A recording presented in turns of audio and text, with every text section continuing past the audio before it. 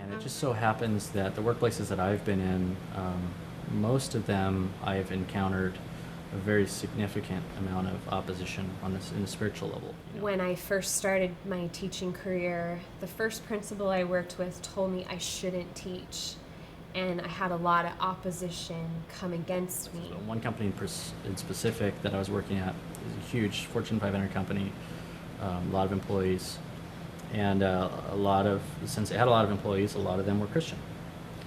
So you would think, hey, you go to this company and you get to know there's probably some fellowships going on there. It was not the case at all. In fact, the exact opposite. From the very start, there was actually, every day I would go to work, I would feel just in my gut that I better not say anything about Christ here. I better not even mention the word God. And one by one, I would learn of other believers, and it took a long time. I mean, you would work with believers for quite a while before even realizing you're a believer. That's how thick this was. You would be working side by side with somebody who led their worship at their church, and you wouldn't know it for weeks or months. Yeah. And so we started trying to form these groups, and then at that point we started having opposition just within the company, where they actually had these groups set up for that purpose of, like, if there's other people that have things in common with you, like let's say golf, or you're all handicapped, or you all like this particular hobby, or anything like that, they have these groups where you could get together, and the company will actually even give you a little bit of funds to help you have this enjoyable group that you associate with at work. And they would, most importantly, they would allow you company resources where you could use a conference room to get together right there on campus.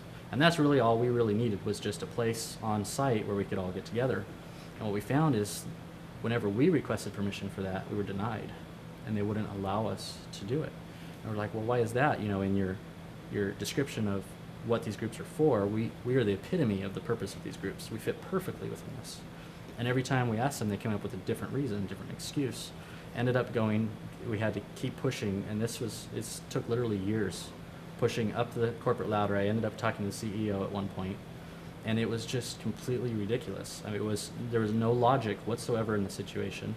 It was never a thing of like, well, logically we can't do it because of this legality. No, it was just pure and outright, basically discrimination against us specifically as Christians. And this happened throughout the whole company. Over time, we learned that sites all over the country and even the world had been trying to do exactly the same thing as us. Believers in other sites were coming across the exact same problem, and so there was never any actual Christian group sanctioned anywhere allowed.